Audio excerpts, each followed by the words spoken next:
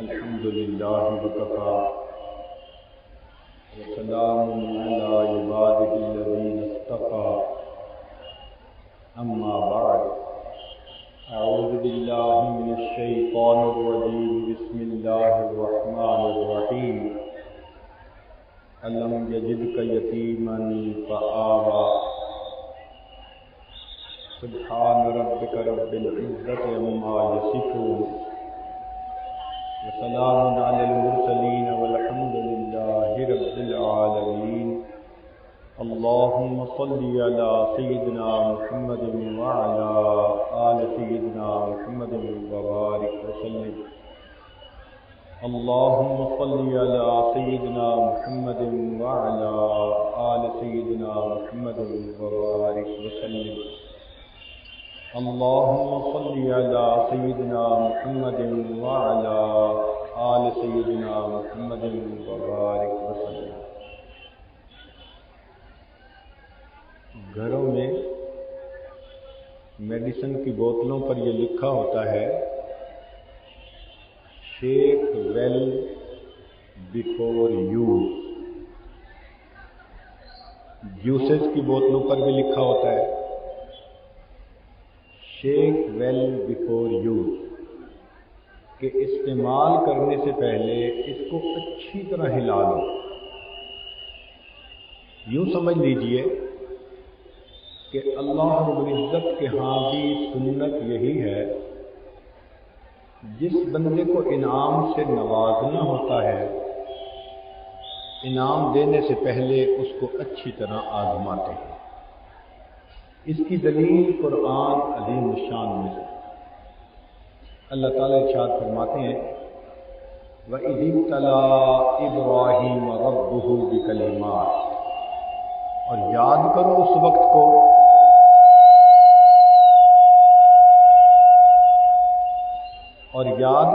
وقت کو جب آزمایا ابراہیم کو اس کے رب نے چند باتوں میں فَأَتَمَّهُنَّ، اور وہ اس میں کامیاب ہوئے۔ فَأَتَمَّهُنَّ کا معنی ہے 100%، 100%، کہ ابراہیم علیہ السلام اس میں 100% کامیاب ہو گئے۔ قال، رب کریم نے فرمایا انی جاعلک للناس اماما، اے میرے ابراہیم میں آپ کو انسانوں کا امام بناتا ہوں۔ تو دیکھیے امامت کا منصب عطا کرنا تھا تو اللہ رب العزت نے امام الناس بنانے سے پہلے ان کو آزمایا۔ تو جب بھی کوئی نعمت ملنی ہوتی ہے اس سے پہلے اللہ رب العزت آزماتے ہیں۔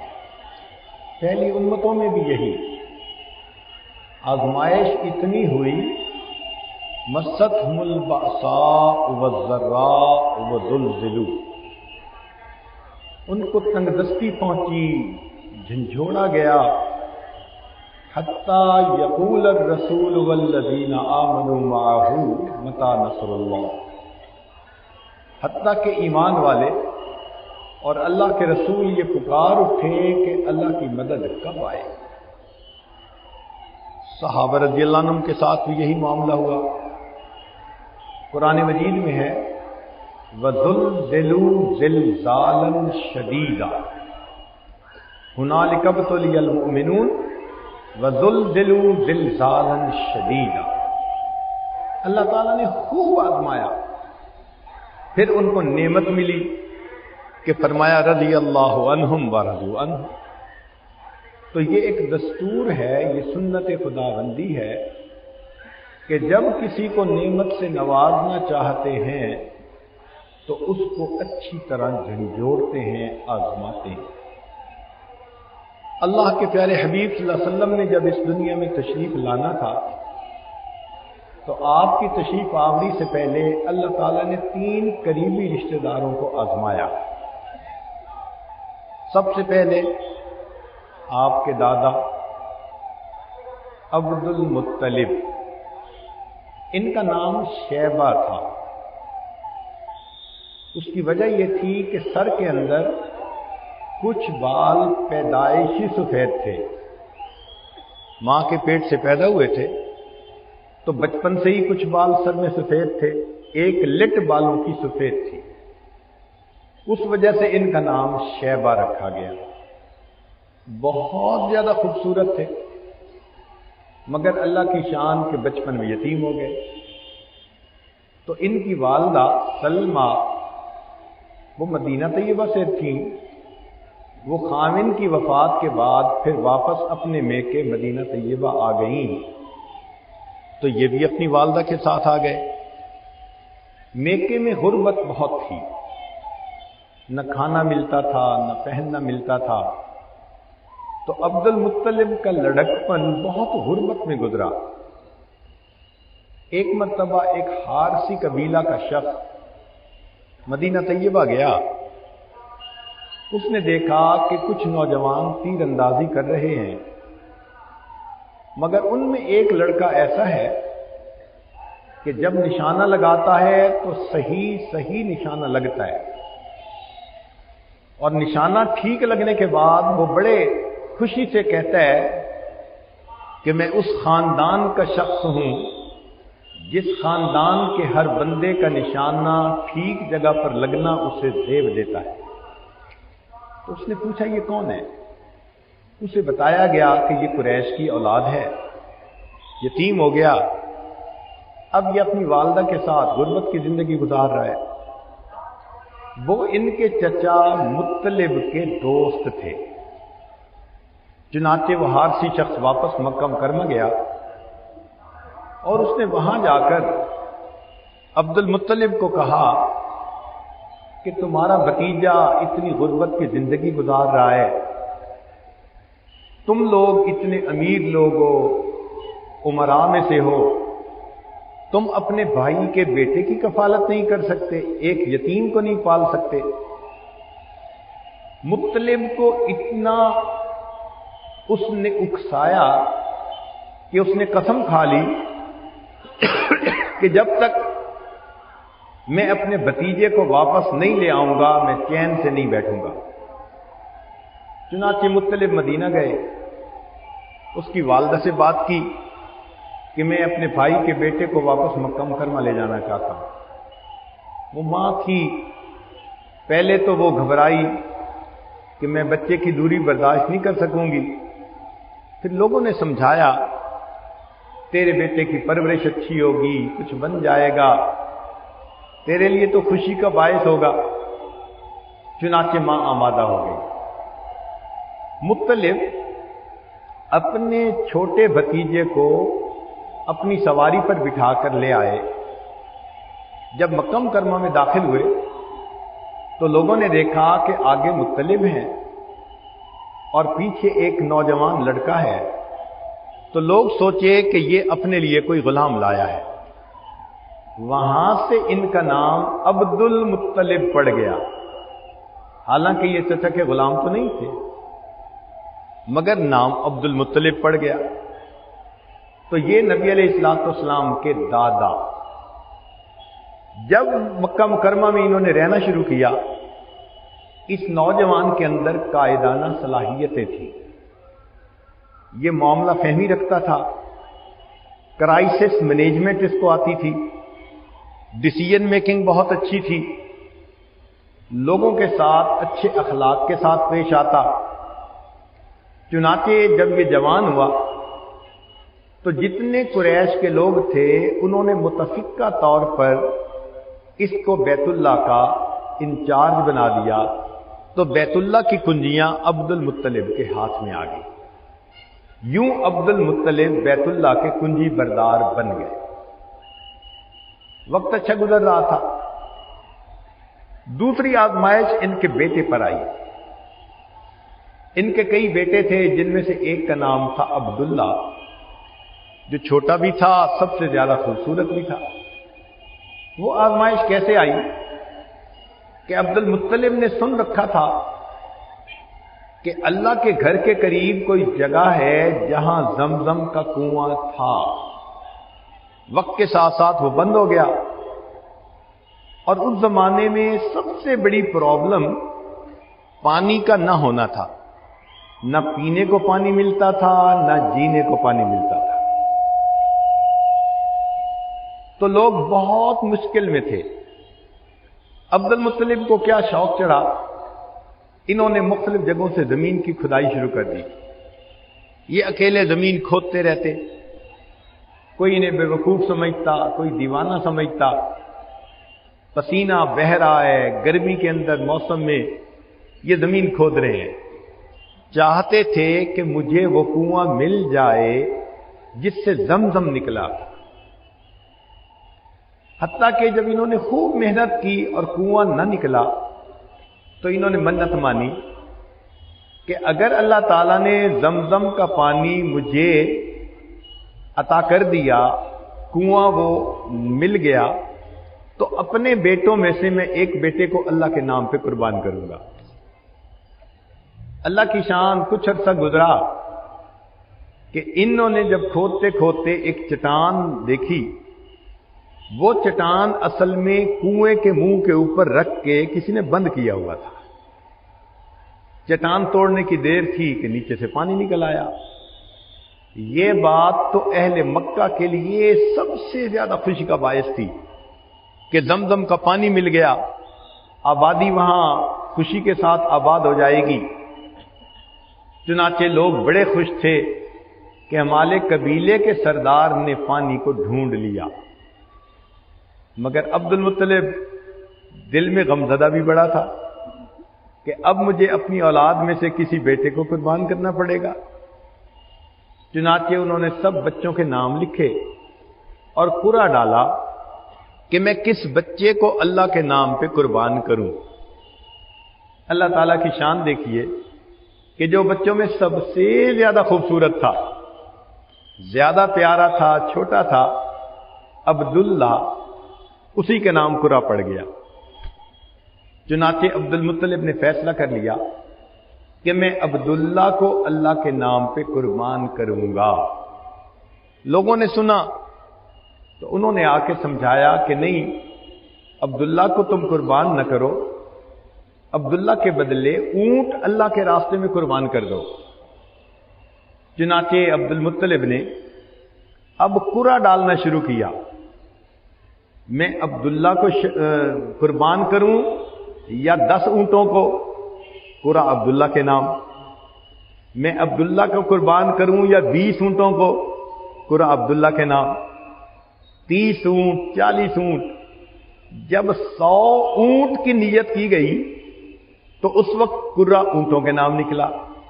چنانچہ عبد المطلب نے 100 اونٹوں کی قربانی دی اور عبداللہ ذبیح اللہ کہلوائے، اللہ کے نام پہ قربان ہونے والے.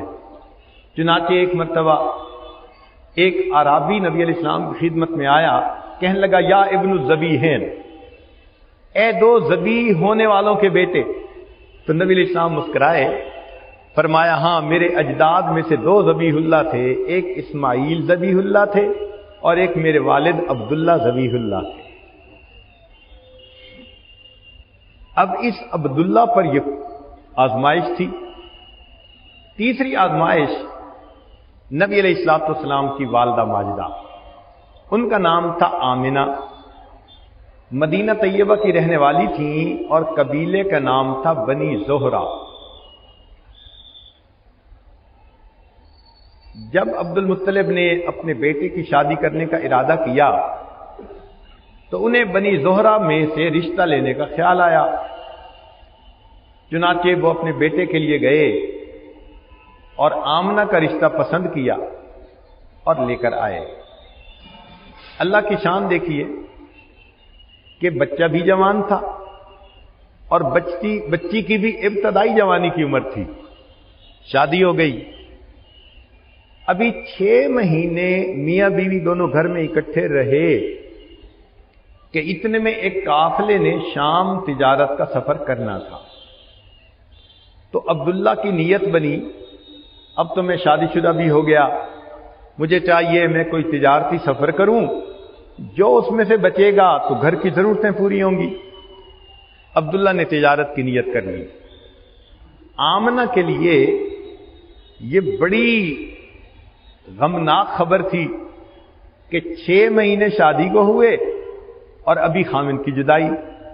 اور اس زمانے کے سفر کوئی مہینہ 15 دن کے نہیں ہوتے تھے، مہینوں کے سفر ہوتے تھے، لمبی جدائی ہوا کرتی تھی. چنانچہ جب عبداللہ رخصت ہونے لگے تو اس وقت آمنہ امید سے بھی تھیں، غم سے بھی تھیں. ان کی غم نمناک آنکھوں کو دیکھ کر عبداللہ نے کہا ان کا دل رکھنے کے لیے کہ دیکھیں میں سفر میں جا رہا ہوں، میں آپ کو بہت مس کروں گا، آپ مجھے بہت یاد آؤ گی. اچھا میرے ساتھ ایک وعدہ کرو کہ جب قافلہ واپس لوٹ کر آئے گا تو تم جب خبر سن لینا تو بن سنور کے تم آ کے دروازے کے اندر کھڑی ہو جانا. میں جیسے ہی دروازے پہ پہنچوں تم مجھے اہلم وسالہ کہنا. انہوں نے وعدہ کر لیا. اصل میں تو عبداللہ ان کے غم کو تھوڑا کم کرنا چاہتے تھے. تو بیوی نے وعدہ کر لیا میں آپ کا انتظار دروازے کے قریب آ کر کروں گی جب آپ واپس آئیں گے. عبداللہ چلے گئے. اللہ کی شان دیکھیں کہ تجارتی سفر بہت اچھا رہا. مکہ مکرمہ سے پہلے مدینہ جاتے تھے، مدینہ سے آگے شام جاتے تھے، اور واپسی پر پھر مدینہ آتا تھا، پھر مکہ مکرمہ. جب یہ لوگ سفر سے واپس آ رہے تھے تو سفر میں حضرت عبداللہ بہت بیمار ہو گئے، بخار ہو گیا، طبیعت کمزور ہو گئی.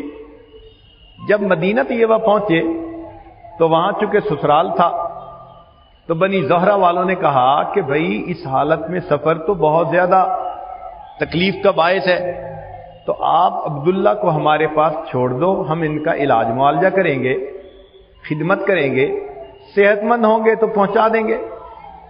چنانچہ باقی قافلہ 2-4 دن قیام کے بعد مکہ مکرمہ چل پڑا اور حضرت عبداللہ وہی مکہ مکرمہ میں رہ گئے.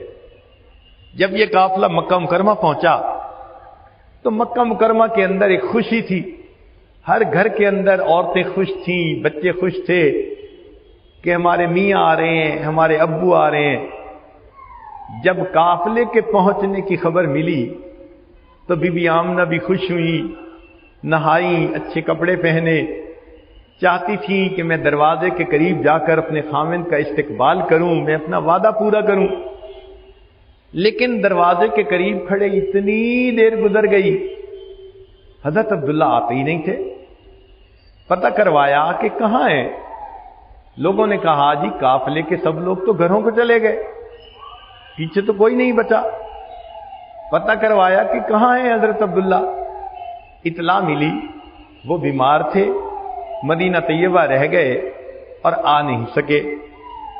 بی بی آمنہ کے لیے یہ بہت غم کی خبر تھی کہ جس خاوند کی انتظار میں اتنی دیر کھڑی رہی وہ ابھی بھی گھر نہیں پہنچے. چنانچہ قریب کے رشتہ داروں نے سوچا کہ ہم جاتے ہیں مدینہ اور حضرت عبداللہ کو واپس لے کر آتے ہیں. مگر اللہ کی شان کچھ اور چاہتی تھی. ان لوگوں کے جانے سے پہلے حضرت عبداللہ کی وہاں مدینہ طیبہ میں وفات ہو گئی. جب وفات ہوئی حضرت عبداللہ کی عمر 18 سال تھی، بی بی آمنہ کی عمر 16 سال تھی، اور ابھی چند مہینے ان کو امید کے گزرے ہوئے تھے، حاملہ بھی تھی. اب ذرا اندازہ لگائیے، جس لڑکی کی عمر 16 سال ہو اور وہ حاملہ بھی ہو، اس کے اپنے خاوند کے وفات ہونے کی اطلاع ملے، اس کے دل پہ یہ کتنا بڑا غم ہوا کرتا ہے. بی بی آمنہ کی آزمائش بہت بڑی تھی، بہت بڑی تھی. چنانچہ وہ غمزدہ تھیں، آنکھوں میں سے آنسو آ رہے تھے، خاوند بھی جدا ہو گیا، اور 16 سال کی عمر میں بیوہ. شادی کے بعد چند مہینے ہی خاوند کے پاس رہنے کا موقع ملا. تو 3 قریبی رشتہ داروں کے اوپر آزمائشیں آئیں، ایک دادا پر، دوسری والد ماجد پر، اور تیسری والدہ کے اوپر. 3 پر آزمائشیں آنے کے بعد پھر اللہ رب العزت نے اپنے حبیب حضرت محمد مصطفیٰ احمد مجتبی صلی اللہ علیہ وسلم کو اس دنیا کے اندر بھیجا۔ بی بی آمنہ امید سے تو تھیں صحیح، وہ بڑی حیران ہوتی تھیں کہ اب مجھے 7 مہینے مکمل ہو چکے، نہ مجھے ابکائی آئی، نہ مجھے کوئی اور علامت محسوس ہوتی ہے، لیکن یہ کنفرم تھا کہ بطن میں بچہ پرورش پا رہا ہے۔ مگر جو عام عورتوں کو علامات محسوس ہوتی ہیں نا، کھانا اچھا نہیں لگتا، طبیعت اچھی نہیں رہتی، ان کو ان میں سے کوئی علامت بھی محسوس نہیں ہوتی تھی۔ مگر ایک تو چیزیں وہ اور بھی نوٹ کرتی تھی کہ جب بی بی آمنہ چلنے لگتی تو درختوں کی ٹہنیاں ان کی طرف جھک جاتی تھیں، ایسے لگتا تھا کہ ٹہنیاں بھی جھک کر بی بی آمنہ کو سلام کر رہی ہے۔ کبھی کبھی وہ یہ بھی دیکھتی کہ رات کے وقت میں وہ اپنے گھر سے نکلی بیت اللہ جانے کے لیے تو آسمان کے ستارے قریب آ گئے، یوں لگتا تھا کہ آسمان کے ستارے بھی ان کو سلام کر رہے ہیں۔ مگر ایک بات بڑی پکی تھی، وہ یہ کہ گھر کی ضرورت کے لیے جب وہ زمزم بھرنے کے لیے جاتی تھی تو زمزم کا پانی عام طور پر تو نیچے ہوتا تھا، جب بی بی آمنہ وہاں پہنچتی تو پانی بالکل کنارے کے قریب آ جاتا تھا، ان کو ڈول ڈال کر کھینچنا نہیں پڑتا تھا، وہ اوپر سے ہی پانی لے لیتی تھی۔ یہ بات اتنی تھی کہ اور مکہ مکرمہ کی لڑکیاں بھی پانی بھرنے جاتی تو وہ بی بی آمنہ کو پکڑ کے کھڑا کر دیتی، آمنہ آپ نہ ہی لو، پانی اوپر ہے، ہمیں بھر لینے دو، پھر پانی نیچے ہو جائے گا۔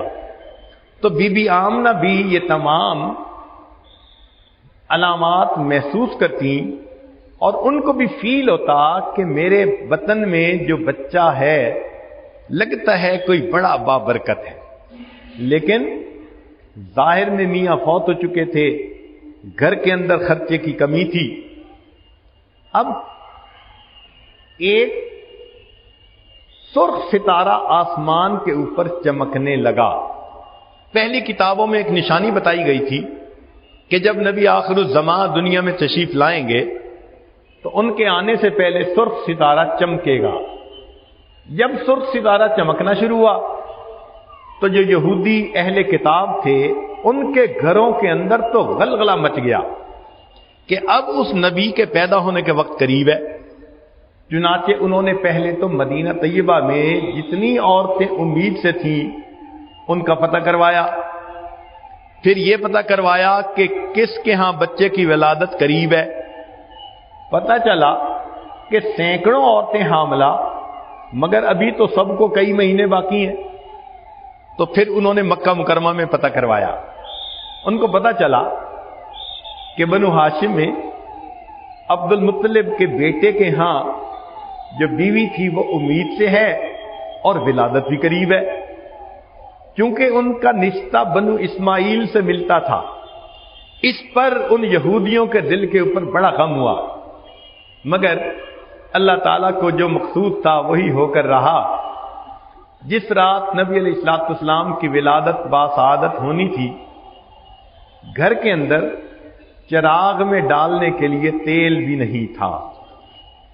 بی بی آمنہ کے گھر میں تنگ دستی ظاہرہ اتنی تھی کہ چراغ جلانے کے لیے تیل بھی موجود نہیں تھا، مگر آپ صلی اللہ علیہ وسلم کی ولادت صبح سحری کے وقت ہوئی۔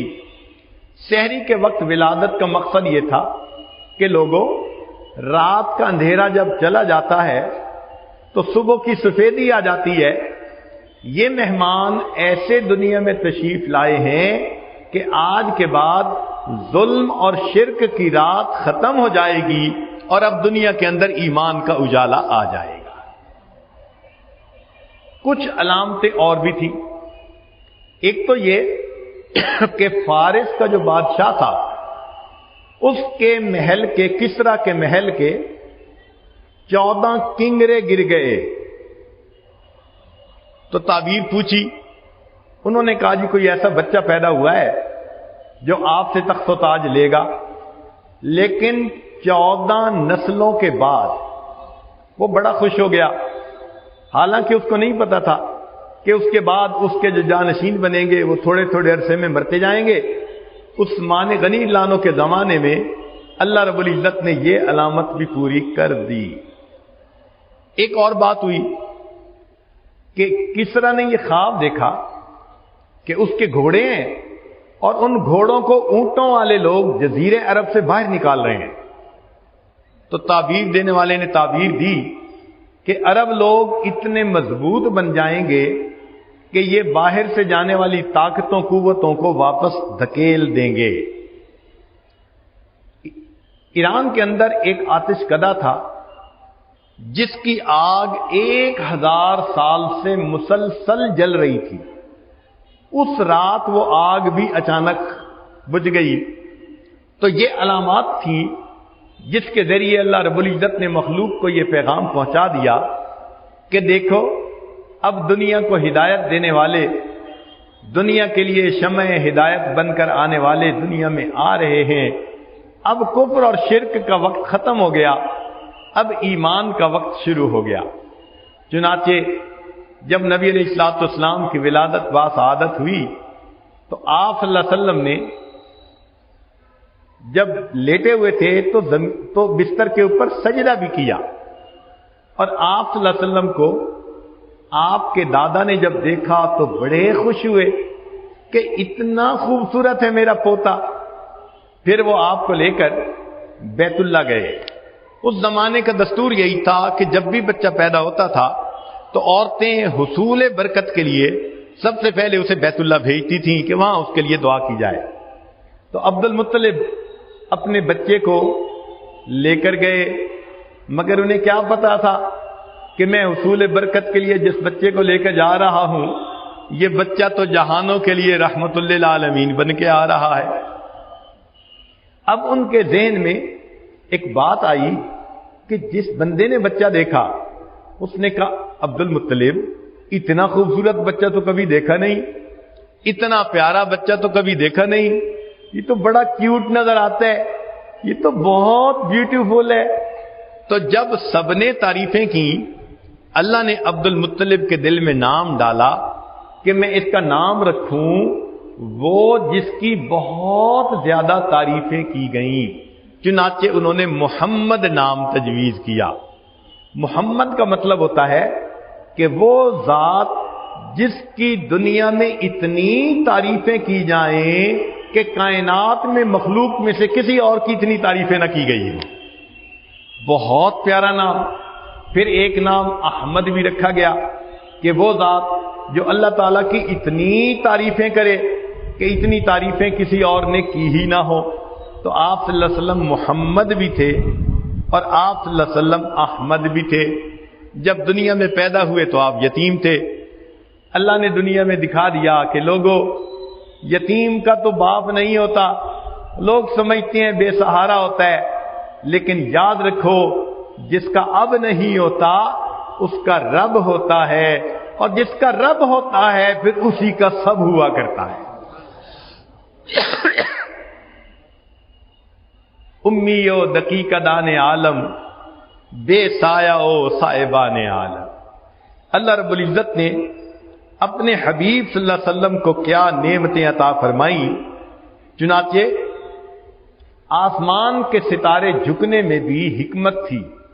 یہ میسج دیا گیا کہ دیکھو آسمان کی مخلوق بھی اگر اس کے سامنے جھک رہی ہے تو اے زمین پر بسنے والوں تمہیں بھی اس کے سامنے زانوئے ادب تہ کرنا پڑے گا، جھکنا پڑے گا. پھر یہ بھی بتانا تھا کہ جو اس کی شاگردی کو اختیار کریں گے وہ اسی طرح شان پائیں گے جس طرح آسمان کے ستارے ہوتے ہیں وہ لوگ زمین کے ستارے کہلائیں گے. نبی علیہ السلام نے فرمایا اصحابک النجوم بأیہم اقتدیتم اہتدیتم.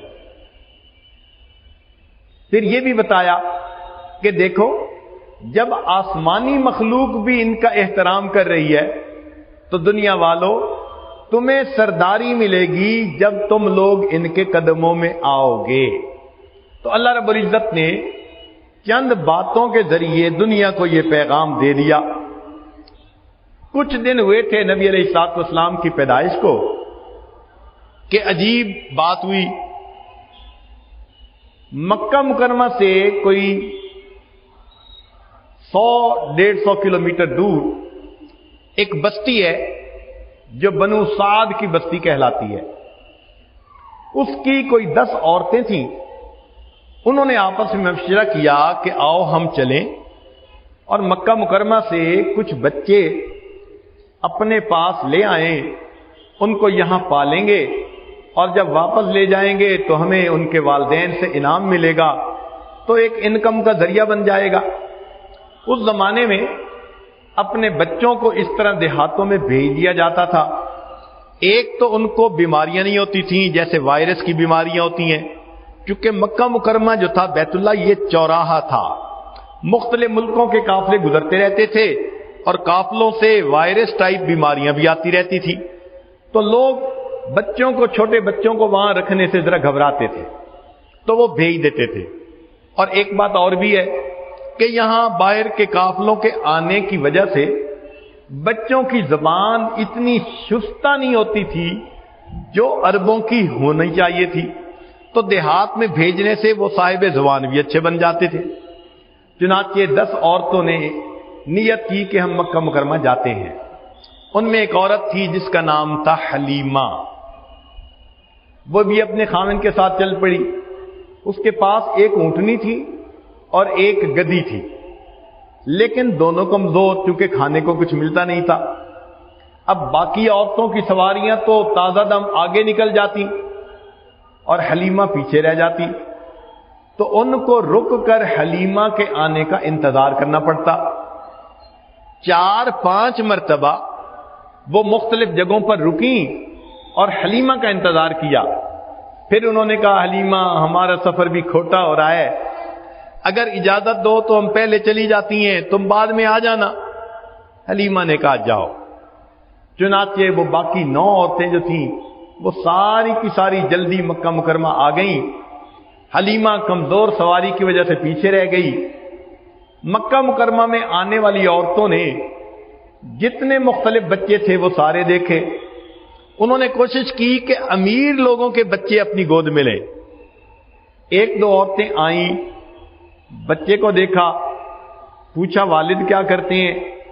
بتایا گیا کہ والد تو اس کے فوت ہو چکے. انہوں نے سوچا کہ اب ہمیں انعام کون دے گا جب باپ ہی سر پہ نہیں ہے، تو وہ آگے چلی گئیں. وہ یتیم سوچ کر چھوڑ کے اور آگے چلی گئیں. اب ان کے اس عمل سے بی بی آمنہ کو بڑا دکھ ہوا اور وہ سوچنے لگی کاش میرا خاوند زندہ ہوتا، وہ میرے بچے کو خود پرورش دینے میں مدد دیتا، پھر بچہ ذرا بڑا ہوتا تو انگلی پکڑ کے لے جاتا میرے بچے کو اپنے ساتھ مسجد میں، بیت اللہ میں، تو بچے کے سر پہ باپ کا سایہ ہوتا، وہ بچے کو کھلونے لا کے دیتا. مگر رب کریم کو کچھ اور منظور تھا. آمنہ تم کیوں پریشان ہوتی ہو کہ والد اس کو کھلونا لے کے نہیں دے گا؟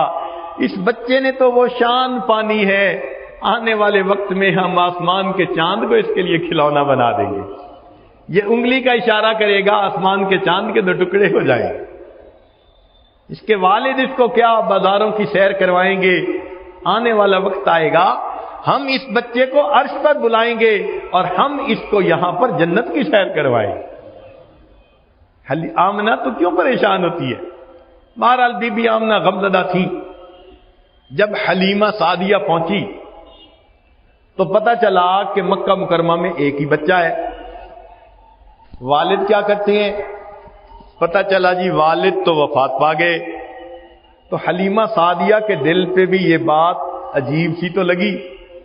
وہ فرماتی ہیں کہ میں نے سوچا میں ذرا بچے کا چہرہ تو دیکھوں. بچہ لیٹا ہوا تھا اور اس کے اوپر کپڑا دیا ہوا تھا. حلیمہ فرماتی ہیں کہ میں نے جیسے ہی کپڑا تھوڑا سا ہٹایا، بچے نے مسکرا کر آنکھیں کھولی اور میری طرف دیکھا. اس کی مسکراہٹ میں کوئی ایسی جاذبیت تھی کہ میں نے اس کو بوسہ دیا اور اٹھا کر سینے سے لگا لیا. میں نے دل میں سوچا اس کے والد سے انعام ملے گا یا نہیں. حلیمہ تم اس بچے کو پالو گی، اس کی مسکراہٹ تو تمہیں ملا کرے گی نا. اب حلیمہ لینے کے لیے تیار. تو حلیمہ نے تعریف کی، کہنے لگی آمنہ تمہارا بچہ تو بڑا خوبصورت ہے، میں نے تو کبھی گاؤں میں کوئی ایسا خوبصورت بچہ نہیں دیکھا. اس پر بی بی آمنہ نے فرمایا حلیمہ تو گاؤں کی رہنے والی ہے، تو نے گاؤں میں کبھی کوئی ایسا خوبصورت بچہ نہیں دیکھا، میں تو شہر کی رہنے والی ہوں، میں نے شہروں میں ایسا خوبصورت بچہ نہیں دیکھا۔ عبد المطلب قریب تھے، انہوں نے کہا کہ آمنہ تو شہر میں زندگی گزارتی ہے اور میں تو ملکوں کا سفر کر چکا ہوں، میں نے ملکوں میں کبھی ایسا خوبصورت بچہ نہیں دیکھا۔ اس موقع پر اگر جبریل علیہ السلام سے پوچھا جاتا کہ آپ بھی اپنے ذرا کمنٹس دے دیجئے، تو جبریل علیہ السلام بھی کہتے کہ عبد المطلب آپ تو چند ملکوں میں پھرے ہو، میں تو ساری دنیا کو دیکھ چکا۔ آفاقہا گردیدم مہرے بتاں ورزیدم بسیار خوباں دیدم اما تو چیزیں دیکھ رہی، میں نے ایسا خوبصورت بچہ پوری دنیا میں کہیں نہیں دیکھا۔ اور اگر اس موقع پہ تصور یہ سوچے کہ اللہ رب العزت کیا فرمائیں گے، تو شاید اللہ تعالیٰ یہ فرماتے حلیمہ تو نے گاؤں میں ایسا نہ دیکھا، آمنہ تو نے شہروں میں نہ دیکھا، عبد المطلب تو نے ملکوں میں نہ دیکھا، جبرائیل تو نے دنیا میں کہیں نہ دیکھا، میں پروردگار بتلاتا ہوں میں نے اپنی پوری مخلوق میں ایسا خوبصورت کوئی نہیں دیکھا۔ واللیل سیاہی زلفوں کی چہرہ والضحا اس کا، واللیل سیاہی زلفوں کی چہرہ والضحا اس کا، سارے جہاں کا پیارا ہے، آپ محب ہے خدا اس کا، رب نے بنایا جب اس کو خود آپ کہا سبحان اللہ۔ اللہ رب العزت نے جب اپنے حبیب صلی اللہ علیہ وسلم کو بنایا، اللہ رب العزت سبحان اللہ خوشی ہو گئی، واقعی اللہ کے خزانے میں ان جیسا خوبصورت کوئی اور تھا ہی نہیں۔ اب حلیمہ بچہ لینے کے لیے تیار، آمنہ بچہ دینے کے لیے تیار۔ اللہ کی شان پہ قربان جائیں، اللہ نے اپنے حبیب کو کن عورتوں میں ہاتھوں میں دیا؟ ماں اس کو بنایا جو آمنہ تھی، امانت کو حفاظت کرنے والی، اور پرورش کرنے والی کون؟ جو حلیمہ تھی، حلم والی۔ اس لیے کہ بچے کو اگر پرورش دینے والی عورت میں حلم نہ ہو تو وہ بات بات پہ ڈانٹتی رہتی ہے۔ تو اللہ کی شان دیکھیے کہ اللہ تعالیٰ نے کن کو پسند کیا کہ ماں ہو جو امانت کا خیال رکھنے والی ہو، میری امانت ہے یہ، اور پرورش کرنے والی حلم والی ہو، حوصلہ بڑا ہو اس کا۔ اب آمنہ بیٹا دینے کے لیے تیار، حلیمہ بچہ لینے کے لیے تیار۔ اس موقع پر بی بی آمنہ نے بچے کو دعائیں دیں اور اس کو اللہ کے سپرد کر کے بی بی حلیمہ سعدیہ کے گود میں دے دیا۔ یاد رکھنا کہ جب بھی ماں دعائیں دے کر کسی بچے کو رخصت کرتی ہے، اللہ تعالیٰ کی سنت ہے ہمیشہ اس بچے کو 4 چاند لگا دیا کرتے ہیں۔ یہ دستور ہے اللہ رب العزت کے۔ ذرا سوچئے، موسیٰ علیہ السلام کی والدہ نے اپنے بچے کو دعاؤں کے ذریعے دریا کے اندر ڈال کر رخصت کیا۔ جب چلے تھے تو موسیٰ تھے، لوٹ کر آئے تو کلیم اللہ بن گئے۔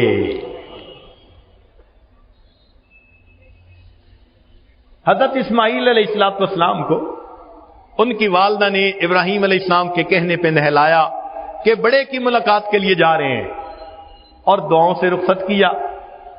جب چلے تو اسماعیل تھے، اور جب لوٹ کر آئے تو اسماعیل ذبیح اللہ بن چکے تھے۔ اور ادھر شیبہ کو دیکھیے، ماں نے ان کو مدینہ سے رخصت کیا اپنے چچا کے ساتھ، چلا تو شیبہ تھا، مکہ مکرمہ پہنچا عبد المطلب بنا، پھر اللہ نے بیت اللہ کی چابی دی۔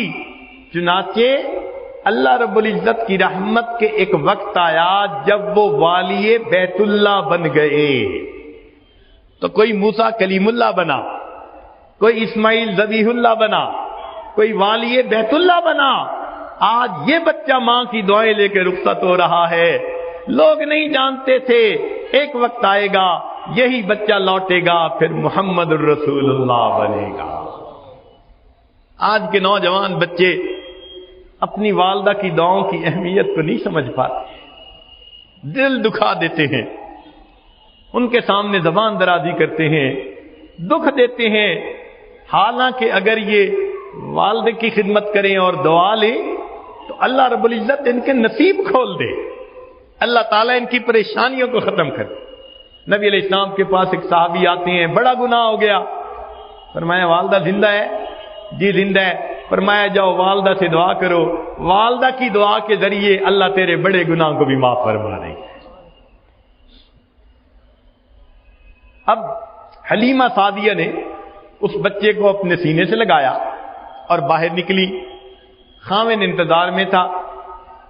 خاوند نے کہا کہ حلیمہ اس بچے کو لے آئیں، اس کا والد کیا کرتا ہے؟ انہوں نے بتلایا کہ جی والد تو اس کا فوت ہو چکا۔ تو حلیمہ کے خاوند نے کہا عسى اللہ ان یجعل لنا فیہ برکہ، امید کرتے ہیں اللہ تعالی ہمارے لیے برکت اس میں ڈال دیں گے۔ اب حلیمہ کے خاوند سفر کے لیے تیار، انہوں نے پہلے حلیمہ کو بٹھایا، حلیمہ کی گود میں بچہ تھا، پھر آگے خود بیٹھے، سواری کو اٹھانا چاہا، سواری اٹھ رہی نہیں، بڑے ہیں نا، سواری کو کیا ہے، اٹھ کیوں نہیں رہی؟ خود نیچے اترے، جیسے ہی نیچے اترے سواری اٹھ گئی، پھر بٹھایا کہ میں اوپر بیٹھوں، جب اوپر بیٹھتے ہیں تو سواری نہیں اٹھتی۔ ایک دو دفعہ ایسا کرنے کے بعد انہوں نے کہا حلیمہ تم ذرا آگے بیٹھو، حلیمہ کو آگے بٹھایا، اس کی گود میں بچہ تھا، خود وہ پیچھے بیٹھے، جیسے ہی پیچھے بیٹھے سواری اٹھ کھڑی ہوئی، چلنے کے لیے تیار۔ اللہ تعالیٰ کو بتانا مقصود تھا کہ یہ بچہ جو پوری کائنات کا صدر مقام رکھتا ہے، تم اس کو اپنی پیٹھ پیچھے بٹھا کے سفر کیسے کر سکتے ہو؟ آگے بٹھانا پڑے گا، اس کو اس کا مقام دینا پڑے گا۔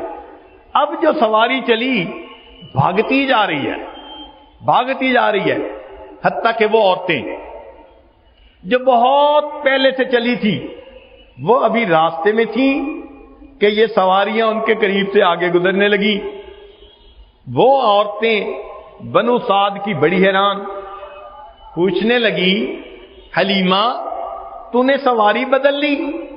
حلیمہ نے مسکرا کر دیکھا اور جواب دیا میں نے سواری تو نہیں بدلی، میری سواری کا سوار بدل گیا۔ حلیمہ سعدیہ جب بچے کو لے کر پہنچی، حدیث مبارکہ میں آتا ہے، فرماتی ہیں کہ بنو سعد کے گھروں میں سے کوئی گھر ایسا نہیں تھا جہاں سے گلاب کے پھولوں کی خوشبو نہ آ رہی ہو، پورے بستی کے اندر خوشبوئیں تھیں، جیسے کسی نے روم فریشنر پوری بستی کے اندر چھڑک دیا ہو۔ یہ ملائکہ کے ذریعے اللہ نے اپنے محبوب صلی اللہ علیہ وسلم کے استقبال کا معاملہ کر دیا، ہر گھر میں خوشبو آ رہی تھی۔ مگر ایک بات عجیب تھی کہ جب حلیمہ سعدیہ اپنے گھر پہنچی، اس کی بکریاں چند ایک تھیں، وہ دودھ ہی نہیں دیتی تھی۔ آج جب جا کے دیکھا تو وہ بکریوں کے تھن دودھ سے بھرے ہوئے، ان کے خاوند نے دودھ نکالنا شروع کیا، گھر کے جتنے برتن تھے سارے کے سارے دودھ سے بھر گئے۔ خاوند کہنے لگے حلیمہ لگتا ہے اس بچے کے اندر بڑی برکتیں ہیں۔ دیکھیں اگر اللہ تعالیٰ چاہتے تو اپنے حبیب صلی اللہ علیہ وسلم کی پرورش محل میں بھی کروا سکتے تھے۔ اللہ نے بعض انبیاء کی پرورش محل میں کروائی، موسیٰ علیہ السلام کو محل میں پالا، یوسف علیہ السلام کو محل میں پالا، اپنے حبیب صلی اللہ علیہ وسلم کو محل میں پال سکتے تھے، مگر اللہ تعالیٰ تو دکھانا چاہتے تھے دیکھو یہ بچہ اس گھر میں جا رہا ہے جہاں بکریوں کے تھنوں میں دودھ نہیں ہوتا، اب اگر اس گھر کے اندر برکتیں آ رہی ہیں تو آنکھ سے دیکھ کر سوچنے والے فیصلہ کر لیں کہ یہ برکتیں ساری اس وجود مسعود کی وجہ سے ہیں جس کو اب اس گھر کے اندر بھیجا گیا ہے۔ چنانچہ حلیمہ کے خاوند بڑے خوش ہو گئے، گھر کے اندر ایک زندگی شروع ہو گئی۔ مگر بی بی حلیمہ نے ایک اور بات بھی نوٹ کی اس کی پرورش میں ایک اور بچہ بھی تھا.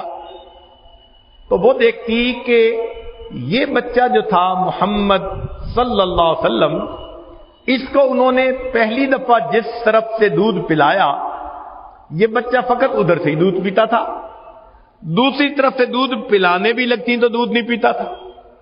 وہ بڑی حیران ہوتی کہ یہ کیا معاملہ ہے. چنانچہ والدہ کے دو طرف دودھ ہوتا ہے تو تقسیم ہو گئی، ایک طرف سے ایک بچہ دودھ پیتا اور دوسری طرف سے دوسرا بچہ دودھ پیتا. یہ اس لیے تھا، اللہ تعالیٰ بتانا چاہتے تھے دیکھو کل جس ہستی نے ساری کائنات کو انصاف کی تعلیم دینی ہے، کوئی یہ بھی الزام نہ لگا سکے کہ چھوٹے ہوتے ہوئے یہ اپنے دودھ شریک بھائی کے حصے کا دودھ پی جایا کرتے. اللہ نے پہلے سے ہی تقسیم کر دی تاکہ میرے محبوب صلی اللہ علیہ وسلم پہ دھبا لگنے کا امکان ہی نہ رہے. باقی ایک طرف سے دودھ پیتے تھے. چنانچہ گھر کے اندر خوشیوں کی زندگی. نبی علیہ الصلوۃ والسلام 4 سال حلیمہ سعدیہ کے گھر رہے. ان 4 سالوں میں ایک دو عجیب واقعات ہوئے. حلیمہ کی بیٹی تھی جس کا نام تھا شیمہ، جوان العمر تھی. وہ بکریوں کو لے جایا کرتی تھی چرانے کے لیے. ایک دن دیر ہو گئی اور وہ بکریوں کو لے کر نہیں گئی. حلیمہ نے کہا بیٹی آج تو بکریاں چرانے نہیں لے کر گئی. شیمہ نے کہا اماں بکریاں زیادہ ہیں، میں اکیلی ہوں، ان کے پیچھے بھاگ بھاگ کے میں تھک جاتی ہوں، میرے ساتھ کوئی اور بھی ہو تو میں تب جاؤں گی. اس نے کہا بیٹی میں بھی بوڑھی ہوں، تیرا باپ بھی بوڑھا ہے، تو ہی تو گھر میں جوان العمر ہے، یہ مشقت کا کام تو تم ہی کرو گی، ہم تو مدد نہیں کر سکتے. انہوں نے کہا اماں یہ جو میرا بھائی محمد ہے نا صلی اللہ علیہ وسلم، اس کو میرے ساتھ بھیج دیں. حلیمہ نے کہا کیا بات کر رہی ہو، تم بکریوں کے پیچھے بھاگو گی یا بھائی کو سنبھالو گی؟ اماں اگر بھائی کو بھیجیں گی تو میں بکریاں چرانے جاؤں گی، نہیں بھیجیں گی تو میں بکریاں چرانے نہیں جاتی، مجھ سے نہیں سنبھالی جاتی. تو بھائی کو لے کے جاؤ گی تو کیسے سنبھالو گی؟ اماں میں ایک دن اپنے بھائی کو ساتھ لے کر گئی تھی، میں نے 2-3 چیزیں عجیب دیکھی. ایک بات تو یہ کہ جتنی دیر میں باہر رہی بادل نے میرے اوپر سایہ کیے رہا، مجھے دھوپ نہیں اٹھانی پڑی. اس دن میرے سر پہ بادل رہا، مجھے اللہ نے سایہ دے دیا. اور دوسری چیز میں نے یہ نوٹ کی کہ 1-2 راہب وہ قریب سے گزر رہے تھے، انہوں نے اس بچے کو دیکھا، وہ آئے، انہوں نے بچے کو پیار کیا، کہنے لگے کہ اس کے چہرے پہ بڑا نور نظر آ رہا ہے، یہ بڑی ہستی بنے گا. مجھے یہ بات بھی بڑی اچھی لگی کہ لوگ میرے بھائی کی تعریفیں کر رہے تھے. اور اماں تیسری بات تو یہ ہے کہ جب میں گئی تو میں بھائی کو گود میں لے کر بیٹھ گئی ایک جگہ پر، میری بکریاں خود بخود چرنے لگی. انہوں نے جلدی جلدی گھاس چر لیا اور پھر جس جگہ میں بیٹھی تھی وہ ساری بکریاں وہیں آ کر بیٹھ گئیں. اماں میں بھی بھائی کا چہرہ دیکھتی رہی اور میری بکریاں بھی میرے بھائی کا چہرہ دیکھتی رہی. اللہ اکبر کبیرہ. اللہ رب العزت نے اپنے حبیب صلی اللہ علیہ وسلم کو کیا حسن و جمال عطا فرمایا. وَأَحْسَنَ مِنْكَ لَمْ تَرَ قَطُّ عَيْنِي وَأَجْمَلَ مِنْكَ لَمْ تَلِدِ النِّسَاءُ خُلِقْتَ مُبَرَّأً مِنْ كُلِّ عَيْبٍ كَأَنَّكَ قَدْ خُلِقْتَ كَمَا تَشَاءُ. چنانچہ ایک دن پھر ایسا ہوا کہ فرشتے آئے اور انہوں نے نبی علیہ السلام کا سینہ انور کھولا اور اس کو دھویا. اس واقعے سے بی بی سعدیہ ذرا گھبرا گئی کہ اس بچے کے ساتھ کچھ ہو نہ جائے، تو بہتر ہے کہ میں اس کو اس کی ماں کے پاس پہنچاؤں. چنانچہ 4 سال کی عمر میں حلیمہ سعدیہ نے نبی علیہ الصلوۃ والسلام کو ان کی والدہ کے پاس واپس پہنچا دیا. بی بی آمنہ نے ان کو 2 سال مکہ مکرمہ میں رکھا. جب 6 سال کی عمر ہو گئی تو اس وقت بی بی آمنہ نے ارادہ کیا کہ میں مدینہ طیبہ جاتی ہوں اپنے میکے سے ملنے کے لیے۔ چنانچہ نبی علیہ الصلوۃ والسلام کو لے کر وہ اپنے میکے ملنے کے لیے آئیں، اور ایک باندھی بھی ساتھ تھی جو خدمت کرتی تھی۔ اب اللہ کی شان دیکھیے کہ جب وہ مدینہ طیبہ پہنچی تو ان کے دل میں خیال آیا میں اپنے خاوند کی قبر پر تو جاؤں، کچھ پڑھ کے بخش دوں گی۔ چنانچہ وہ اپنے خاوند کی قبر پر پہنچی، حضرت عبداللہ کی۔ نبی علیہ الصلوۃ والسلام نے فرمایا کہ میں 6 سال کی عمر کا تھا، چھوٹا تھا، مجھے اتنا پتہ نہیں، لیکن جب میں وہاں گیا تو میری والدہ کے ہونٹ ہل رہے تھے، شاید وہ کوئی باتیں کر رہی تھی، مگر میری والدہ کی آنکھوں سے آنسو جاری ہو گئے، اور والدہ کو روتا دیکھ کر میں بھی رونے لگ گیا۔ نبی علیہ السلام نے فرمایا کیا گفتگو تھی وہ یاد نہیں تھی، یقیناً یہی گفتگو ہوگی، عبداللہ آپ نے مجھ سے وعدہ کیا تھا میں لوٹ کر آؤں گا، میں تو آپ کا انتظار کرتی رہی، آپ مکہ مکرمہ میں بھی نہ آئے، اور عبداللہ آپ نے پھر آنکھیں ہی دنیا سے بند کر لی، چلے ہی گئے۔ عبداللہ تم ایک نشانی مجھے دے کر گئے تھے، میں آج اس اپنے بیٹے کو لے کر آئی ہوں، کاش آپ زندہ ہوتے، اس بچے کے چہرے کو دیکھتے یہ کتنا خوبصورت ہے، آپ کا بھی دل خوش ہوتا۔ بی بی آمنہ ایسے ہی خیالات میں مگن ہوگی، مگر خاوند کا خیال آ کر آنکھوں میں آنسو آ گئے۔ اللہ کے نبی صلی اللہ علیہ وسلم فرماتے ہیں کہ اپنی والدہ کو روتا دیکھ کر میری آنکھوں میں بھی آنسو آنے لگ گئے۔ پھر بی بی آمنہ نے واپسی کا سفر کیا۔ اب ذرا اللہ کی شان دیکھیے کہ جب واپسی کا سفر کرنا تھا، ابوا کے مقام پر پہنچے تو وہاں بی بی آمنہ کی بھی وفات ہو گئی۔ نبی علیہ الصلوۃ والسلام کی حالت کیفیت دیکھیے، والد پہلے وفات پا چکے تھے، 6 سال کی عمر ہے، اور اب والدہ کی وفات پا چکی۔ وہ جو ساتھ باندھی تھی اس نے نبی علیہ الصلوۃ والسلام کو لیا اور لے کر مکہ مکرمہ آئی۔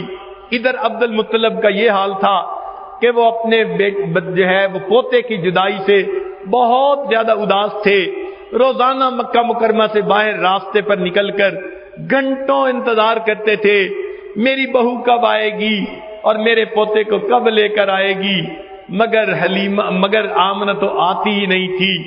ایک دن ایسا ہوا، آنے والی جو تھی دیکھی بالی تھی، اندازہ لگایا کہ وہ تو اس کی باندھی ہے، تو عبد المطلب حیران ہوئے۔ عبد المطلب نے باندھی سے پوچھا کہ آمنہ کہاں ہے؟ اس وقت باندھی نے کہا کہ یہ وہ بچہ ہے، والد کا سایہ پہلے سے سر پہ اٹھ گیا، اب اس راستے میں اس کی والدہ بھی فوت ہو گئی، میں اس بچے اکیلے کو لے کر آپ کے پاس آئی ہوں۔ چنانچہ نبی علیہ السلام اپنے دادا کی کفالت میں رہنے لگ گئے۔ اللہ رب العزت نے ایک وقت آیا دادا کو بھی بلا لیا، پھر آپ اپنے چچا کے پاس آ گئے۔ یہ اصل میں سہارے تھے، لوگوں کا سہارا باپ ہوتا ہے، ماں ہوتی ہے، دادا ہوتا ہے، چچا ہوتا ہے۔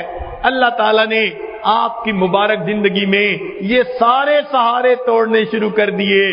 بتانا یہ مقصود تھا کہ جس نے دنیا کے اندر وحدانیت کا پیغام دینا ہے، دنیا کہے گی خود تو سہاروں سے پرورش پاتے رہے اور دنیا کے اندر نفع اٹھاتے رہے، اب ہمیں غیر کا سہارا لینے سے منع کرتے ہیں۔ اللہ نے فرمایا دیکھو میرے محبوب پہ کوئی دھبا نہ لگا سکے، میں ایک ایک کر کے سب سہاروں کو توڑ دیتا ہوں اور پھر بتا دیتا ہوں لوگوں تمہاری نظر میں جو یتیم تھا اللہ نے اس کی پرورش کی اور اللہ نے اس کو در یتیم بنا کر دکھا دیا۔ نبی علیہ الصلوۃ والسلام کو اللہ رب العزت نے پھر دنیا میں کیا شان عطا فرمائی کہ ایک وقت آیا کہ آپ کو اللہ نے وحی کی سعادت سے سرفراز فرمایا، آپ نے پھر کلمے کی تعلیم دینی شروع کی۔ وہ مکہ والے جو بہت محبت کرنے والے سمجھے جاتے تھے وہی مخالف بن گئے۔ پھر ایک وقت آیا کہ نبی علیہ السلام نے ہجرت فرما لی، ایک وقت آیا کہ نبی علیہ السلام کو اللہ تعالیٰ نے پھر مکہ کا فاتح بنا کر واپس بھیج دیا۔ پھر حنین کا میدان آیا، وہاں پر اللہ تعالیٰ نے اپنے حبیب صلی اللہ علیہ وسلم کو بہت زیادہ مال غنیمت عطا کیا. کئی ہزار 40,000 بکریاں تھیں, 6,000 قیدی تھے. اللہ کی شان دیکھیے, ان قیدیوں میں نبی علیہ الصلوۃ والسلام کی بہن شیما بھی آئی. چنانچہ نبی علیہ السلام تشریف فرما ہے, ایک صحابی آتے ہیں, آ کر کہتے ہیں کہ اے اللہ کے حبیب صلی اللہ علیہ وسلم, ایک عورت ہے, وہ کہتی ہے کہ میں آپ کے صاحب کی بہن ہوں, ان سے ملنا چاہتی ہوں. نبی علیہ السلام سن کر حیران ہوئے, میں تو عبداللہ کا ایک بیٹا, میری بہن تو کوئی نہیں, کون ہے جو کہتی ہے میں بہن ہوں؟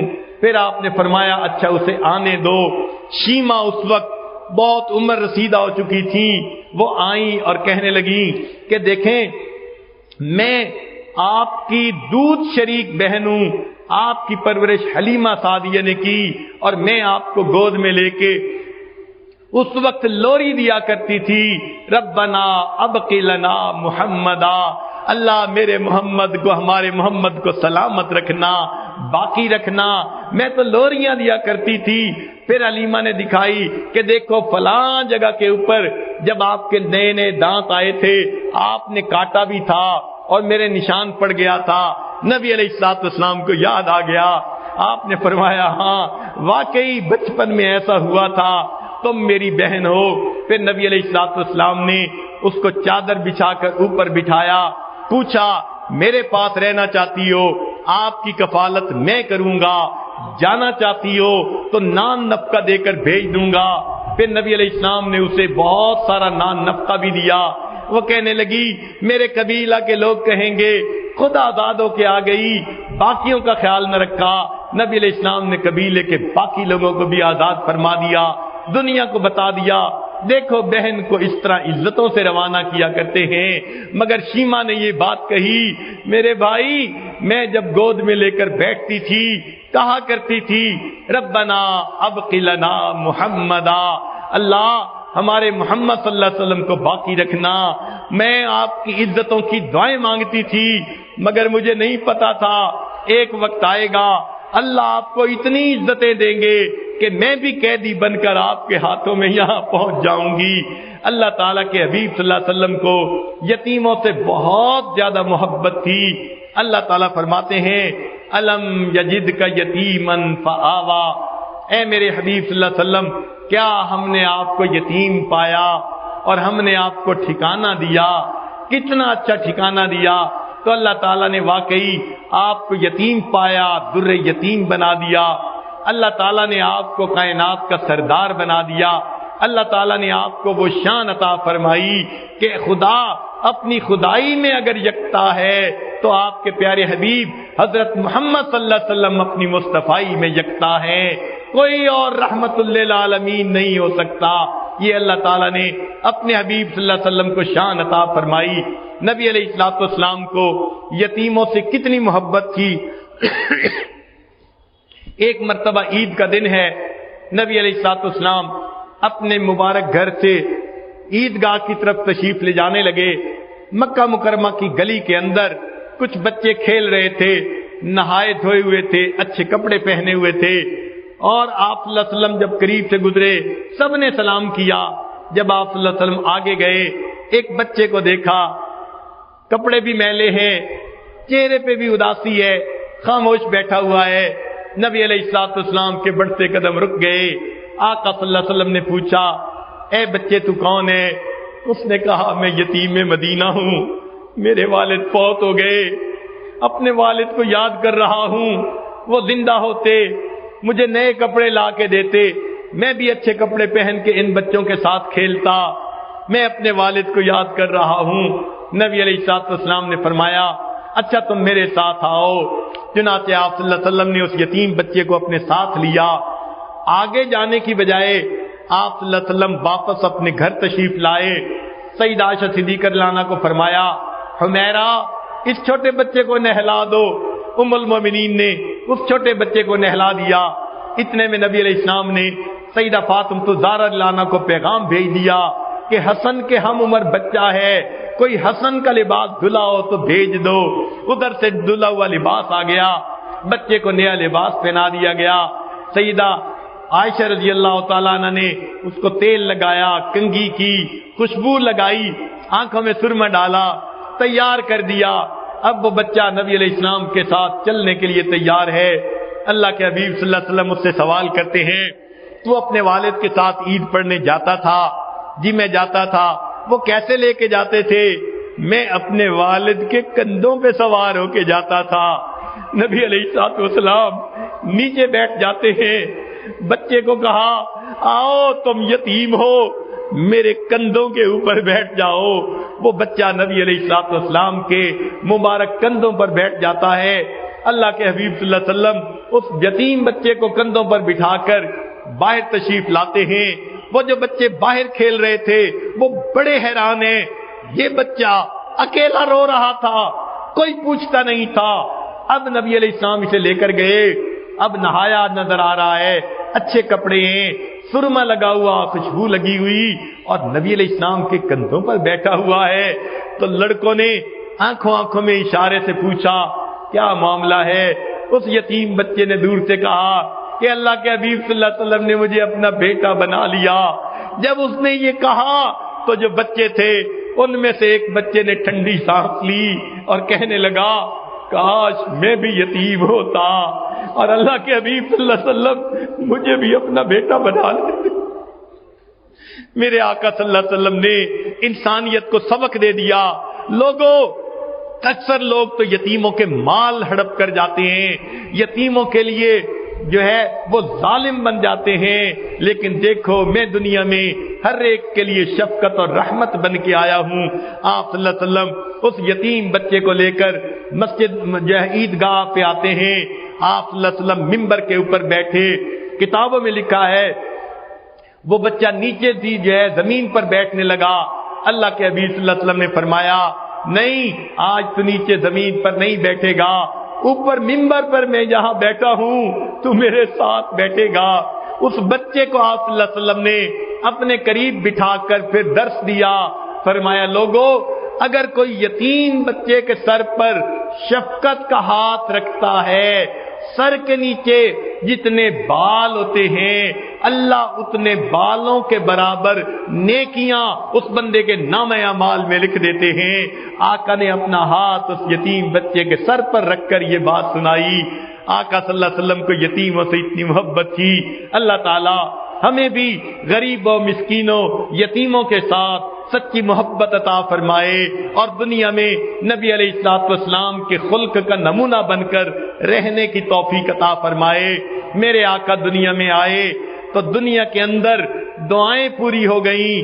کسی نے کہا خلیل اللہ نے جس کے لیے حق سے دعائیں کی، ذبیح اللہ نے وقت ذبح جس کی التجائیں کی، جو بن کر روشنی پھر دیدہ یعقوب میں آیا، جسے یوسف نے اپنے حسن کے نئے رنگ میں پایا، کلیم اللہ کا دل روشن ہوا جس ذوق فشانی سے، وہ جس کی آرزو بھڑکی جواب لن ترانی سے، وہ جس کے نام تھے داؤد نے نغمہ سرائی کی، وہ جس کی یاد میں شاہ سلیمان نے گدائی کی، دل یحییٰ میں ارماں رہ گئے جس کی زیارت کے، لب عیسیٰ پہ آئے واز جس کی شان رحمت کے، وہ دن آیا کہ پورے ہو گئے تورات کے وعدے، خدا نے آج پورے کر دیے ہر بات کے وعدے، مبارک ہو کہ ختم المرسلین تشریف لے آئے، جناب رحمت للعالمین تشریف لے آئے۔ اللہ کے حبیب صلی اللہ علیہ وسلم دنیا میں تشریف لائے، اللہ نے آپ کو ہر صفت عطا فرمائی جو صفت کسی بھی انسان کے لیے ممکن ہو سکتی تھی، اللہ نے ہر صفت اپنے حبیب صلی اللہ علیہ وسلم کو عطا فرمائی۔ بلکہ عربی زبان کے اندر جتنے حروف ہیں ان حروف سے جتنے الفاظ بنتے ہیں صفاتی، اللہ نے وہ تمام صفات اپنے حبیب صلی اللہ علیہ وسلم کو عطا فرمائی۔ چنانچہ نبی علیہ السلام تشریف لائے، الف بولی، لوگوں دیکھو دنیا میں احمد آ گئے، امی آ گئے، اولا آ گئے، با کہنے لگی، دنیا کے اندر بشیر آ گئے، تا نے کہا دنیا کے اندر تنویر آ گئے، سا نے کہا دنیا میں ثاقب آ گئے. جیم نے کہا دنیا میں جواد آ گئے، جمیل آ گئے. ہاں نے کہا دنیا میں حامد آ گئے، حبیب آ گئے، حافظ آ گئے، حکیم آ گئے، حجازی آ گئے. خواہ نے کہا دنیا میں خوشے آ گئے، ختم المرسلین آ گئے. دال نے کہا دنیا کے اندر داعی آ گئے، داعین الی اللہ باذنہ وسراجا منیرا. زال نے کہا دنیا کے اندر زکی آ گئے. را بولی دنیا کے اندر رسول آ گئے، رحمت للعالمین آ گئے، رشید آ گئے، رفیق آ گئے. زا نے کہا دنیا کے اندر زائر بیت اللہ آ گئے. سین نے کہا دنیا میں سعید آ گئے، سید آ گئے، سراج آ گئے. شین نے کہا دنیا کے اندر شافع آ گئے، شکور آ گئے، شہید آ گئے. صاد نے کہا صفی اللہ آ گئے.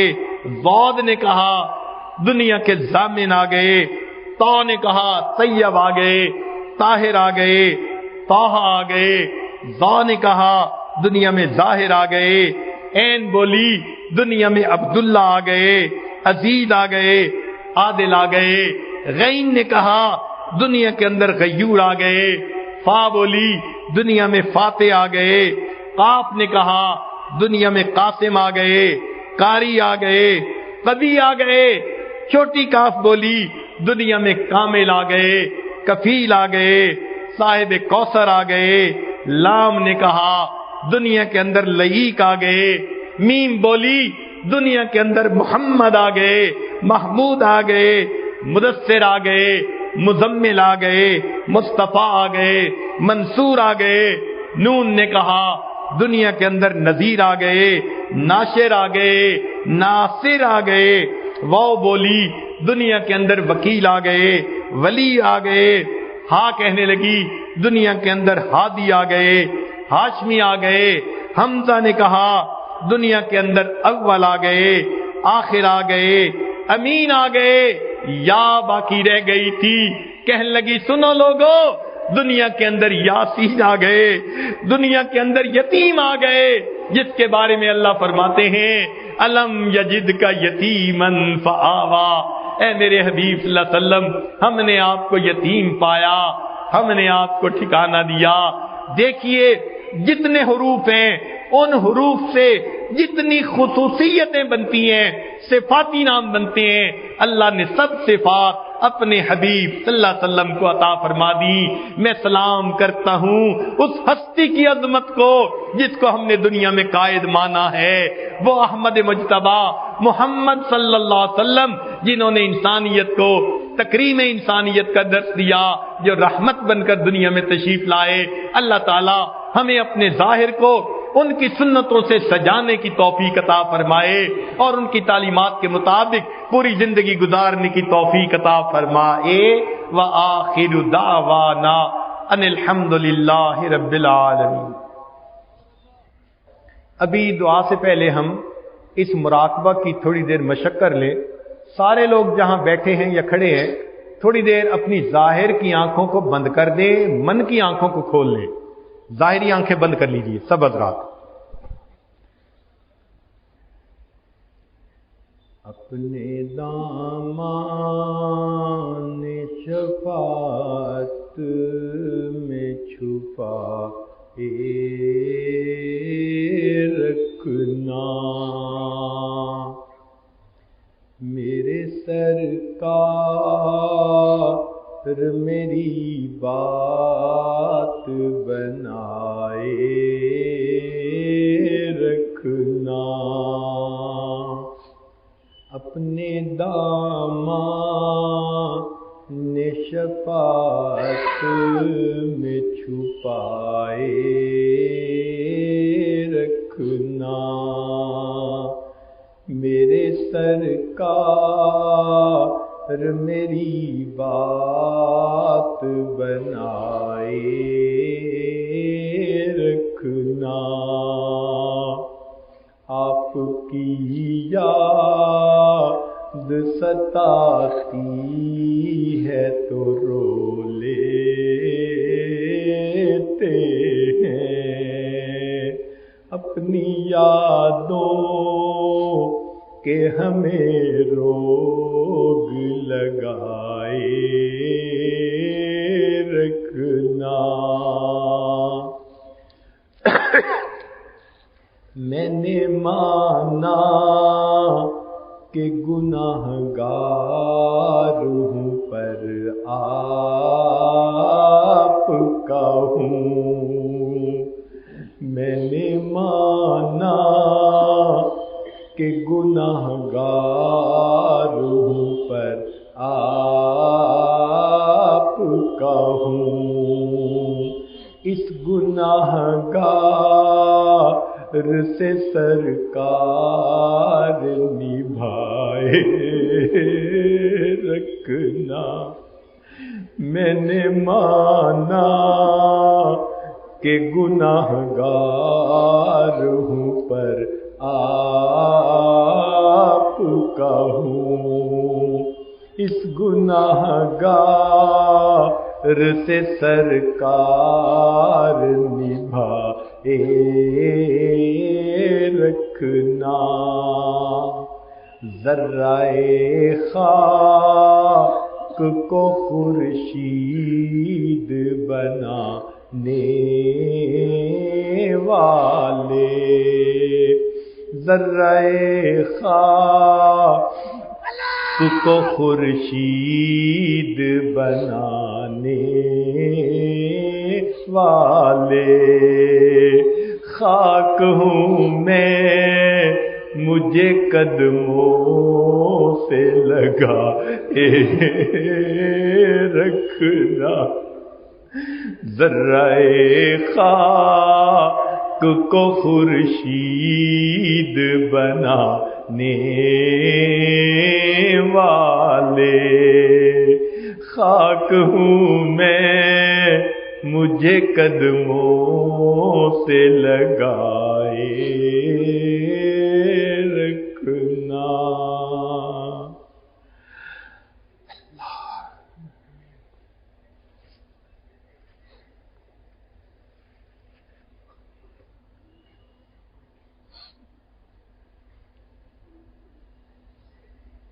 لا الہ الا اللہ محمد.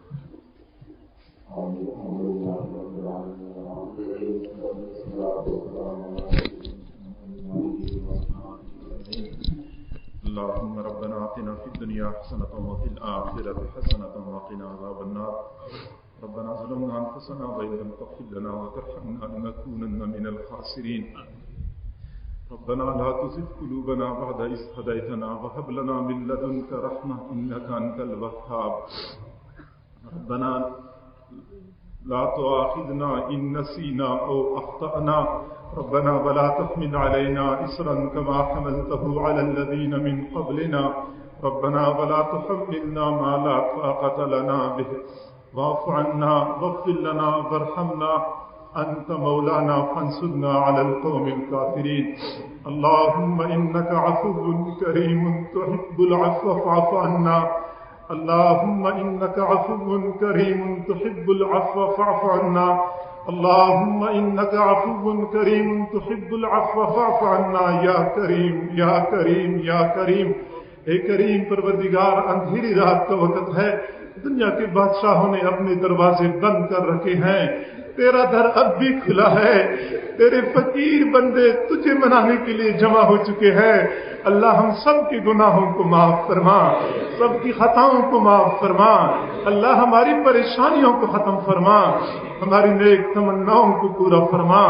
اللہ ہمیں گناہوں سے پاک صاف زندگی نصیب فرما، معصیت سے خالی زندگی نصیب فرما، نفس اور شیطان کے مکر و فریب سے محفوظ فرما.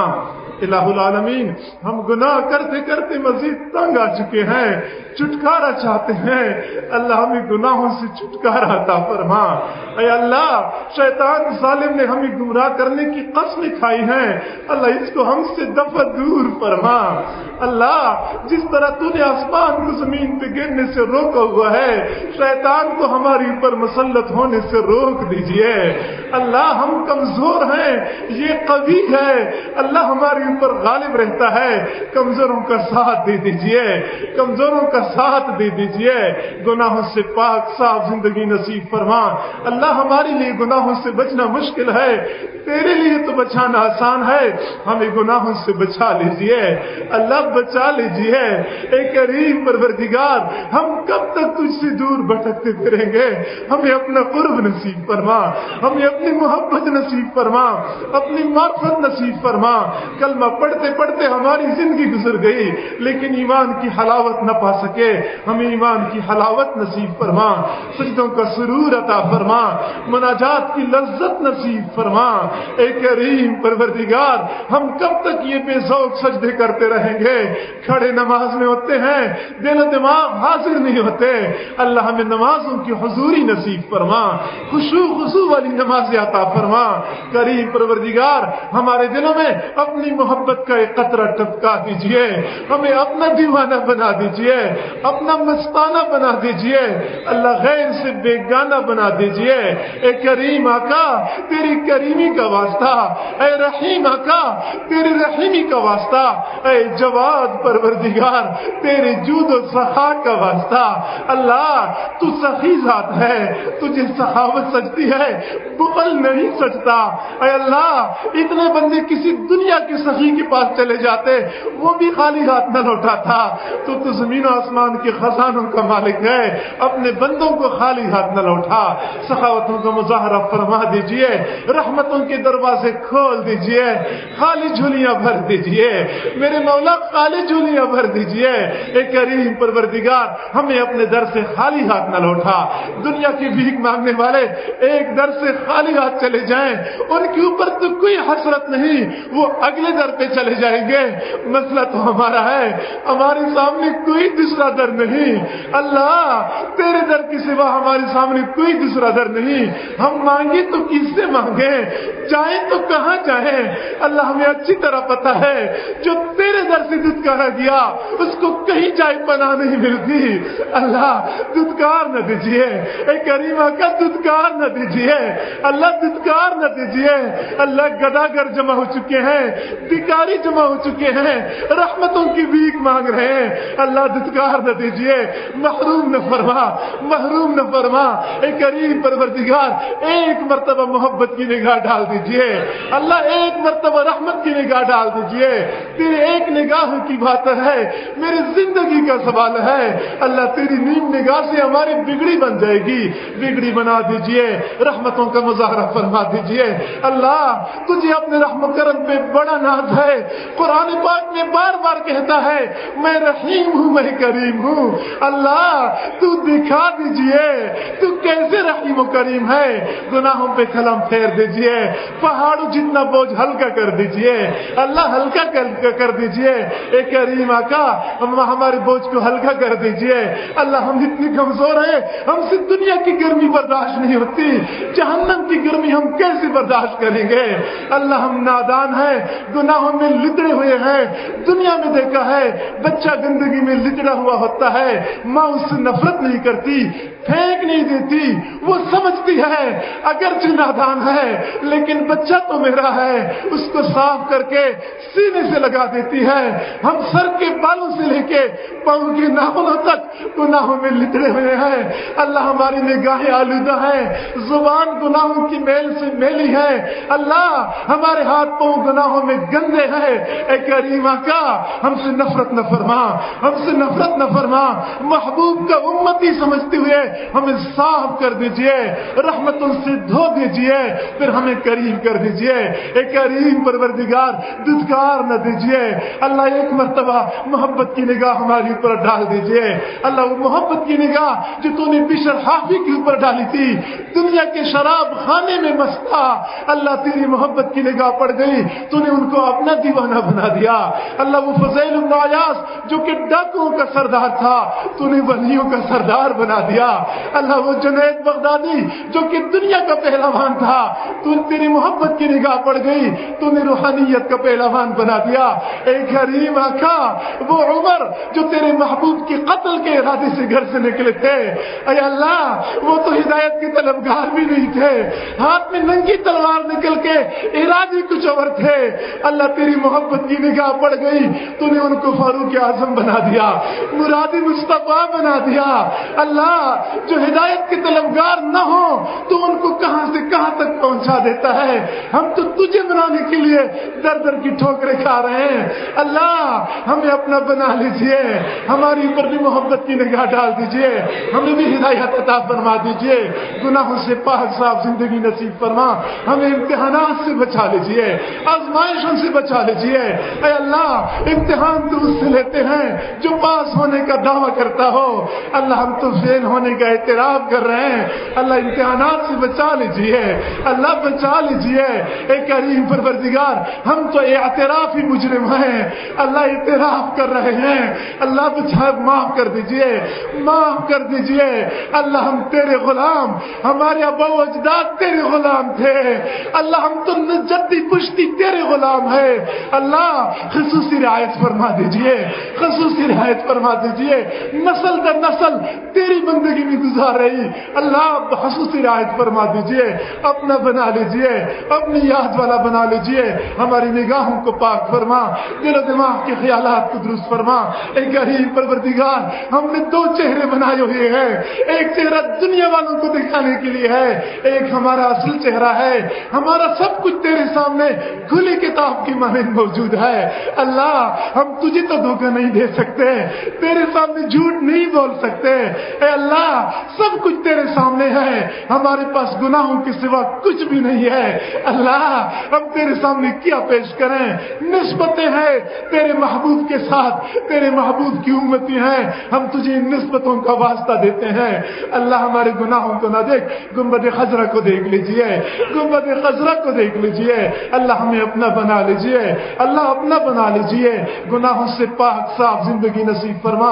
اے کریم پروردگار ہم توبہ کرتے ہیں، ہماری توبہ کو قبول فرما، اللہ رد نہ فرما، رد نہ فرما۔ اے اللہ اتنی دیر تک کسی دنیا والے سے ہم معافی مانگتے، وہ بھی معاف کر چکا ہوتا۔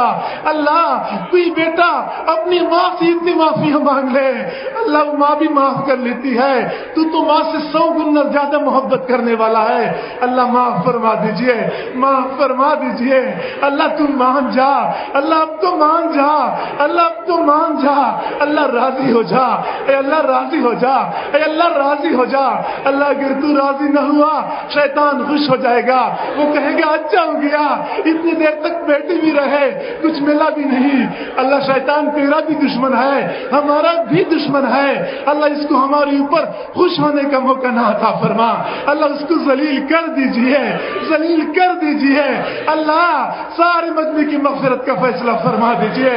اے کریم پروردگار تیرے محبوب یوسف علیہ السلام نے اپنے بھائیوں کو فرمایا تھا لا تثریب علیکم اليوم، تم سب آزاد ہو۔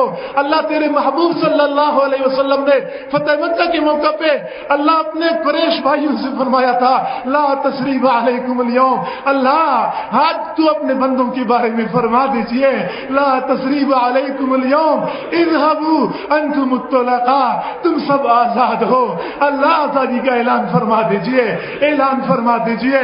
اے کریم پروردگار ہم پوری زندگی کہتے رہے ہم تیرے ہیں، ہم تیرے ہیں، اللہ پوری زندگی یہ رٹ لگائے رکھا، اللہ ایک مرتبہ تو بھی فرما دیجئے کہ تم میرے ہو، اللہ ایک مرتبہ فرما دیجئے کہ تم میرے ہو، اللہ ایک مرتبہ فرما دیجئے، اللہ تیرا کچھ کم نہیں ہوگا، اللہ تمہاری بگڑی بن جائے گی، تیری شان میں اللہ کوئی کمی نہیں آئے گی، اللہ فرما دیجئے، ایک مرتبہ فرما دیجئے کہ تم میرے ہو، ہمیں اپنا بنا لیجئے۔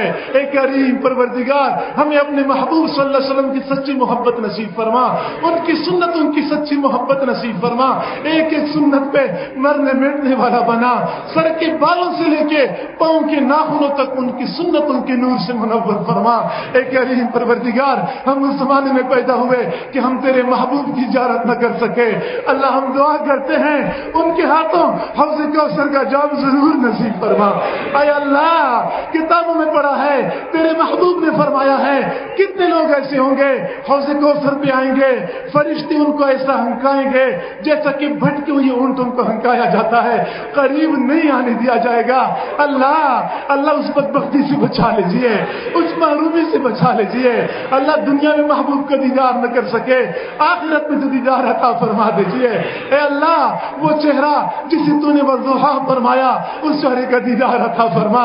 اے کریم پروردگار، محبوب کے قدموں میں جگہ نصیب فرما۔ اللہ، کتنے لوگ قیامت کے دن ایسے ہوں گے محبوب کے سامنے جائیں گے، محبوب ان کو دیکھ کے مسکرائیں گے، وہ محبوب کو دیکھ کے مسکرائیں گے۔ اللہ، ہمیں بھی یہ سعادت نصیب فرما دیجیے۔ اس دنیا میں گنبد خضرا کی زیارت بار بار نصیب فرما، حرمین شریفین کی زیارت بار بار نصیب فرما۔ اے کریم پروردگار، آسانیاں پیدا فرما۔ وہ تیرے کتنے خوش نصیب بندے ہوتے ہیں، احرام باندھ کے لبیک اللہم لبیک کہتے ہوئے بیت اللہ کی طرف بڑھ رہے ہوتے ہیں، کوئی حجر اسود کو بوسے دے رہا ہوتا ہے، کوئی غلاف سے چمٹ رہا ہوتا ہے۔ ہمیں بھی وہ پرکیف مناظر بار بار نصیب فرما۔ اللہ، ہمیں بھی وہ مناظر نصیب فرما، ہماری ان دعاؤں کو اپنی رحمت سے قبول و منظور فرما۔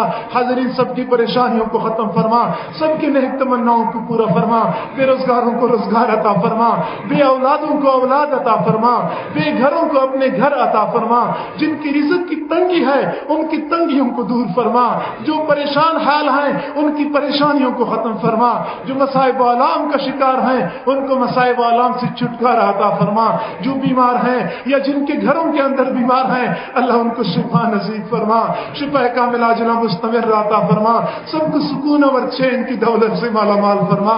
اے کریم پروردگار، جن کے گھروں میں جوان بچے بچیاں ہیں والدین کو ان کے فرض ادا کرنے آسان فرما۔ اللہ، گھر میں جوان لڑکی ہوتی ہے، رشتے نہیں آتے، والدین کے دلوں پہ کیا گزرتی ہے، وہ کس کو دل کی دھکڑی سنائیں، کس کے سامنے آنسو بہائیں، کس کو دل کا غم سنائیں۔ اے کریم پروردگار، اے بے کسوں کے دستگیر، اے ٹوٹے دلوں کو تسلی دینے والے، اے خالی جھولیاں بھر دینے والے پروردگار، تمام حضرات کی تمام نیک تمناؤں کو پورا فرما، سب کی پریشانیوں کو ختم فرما۔ اے کریم آقا، مجمع کے اندر کتنے اہل علم حضرات موجود ہیں، اے اللہ، جو دین کا کام کر رہے ہیں، اللہ ان کی کاموں میں برکت نازل فرما، ان کی محنتوں میں برکت نازل فرما، ہم سب کو دین کی خدمت کے لیے شرف قبولیت نصیب فرما، دین کے ادارے چلانے والوں کے ساتھ اپنی مدد شامل حال فرما، پڑھنے پڑھانے والوں کی کو شرح صدر نصیب فرما۔ اے کریم آقا، زندگی کے آخری لمحے تک دین کا کام کرنے کی توفیق عطا فرما، انتظام و انصرام کرنے والوں کو اپنے مقربین بندوں میں شامل فرما، سب کو اپنی کامل سچی اور سچی محبت نصیب فرما۔ جن حضرات نے پروگرام کے لیے راہ ہموار کی، اللہ ان حضرات کو بھی اجر عظیم عطا فرما، ان کی تمام نیک تمناؤں کو پورا فرما، سب کو خوشیوں بھری زندگی نصیب فرما، ہماری ان دعاؤں کو اپنی رحمت سے قبول و منظور فرما۔ اللہ، دین کی خدمت میں جو شعبے، جو جماعتیں کام کر رہی ہیں، جس طرز پہ کام کر رہی ہیں، جہاں جہاں کام کر رہی ہیں، اللہ سب کی محنتوں کو برابر فرما، جو رکاوٹیں ہیں رکاوٹوں کو دفع دور فرما۔ اے کریم پروردگار، ہم سب کو معاشرے کے اندر ایک اچھا مسلمان، ایک اچھا انسان بننے کی توفیق عطا فرما۔ اے اللہ، ہمیں حقیقی معنوں میں اپنے محبوب صلی اللہ علیہ وسلم کے اخلاق کا اللہ حصہ عطا فرما، ان کی پیروی کی توفیق عطا فرما۔ اللہ، ہمیں اپنے گھر میں، اپنے معاشرے میں، اپنے ماحول میں دوسروں کے لیے رحمتوں کا باعث بنا، اللہ زحمتوں کا باعث نہ بنا، سکون کا باعث بنا، اطمینان کا باعث بنا، اللہ انتشار کا باعث نہ بنا۔ ہماری ان دعاؤں کو اپنی رحمت سے قبول و منظور فرما۔ ربنا تقبل منا انك انت السميع العليم وتب علينا انك انت التواب الرحيم وصلى الله تعالى على خير خلقه محمد وآله واصحابه اجمعين برحمتك يا ارحم الراحمين۔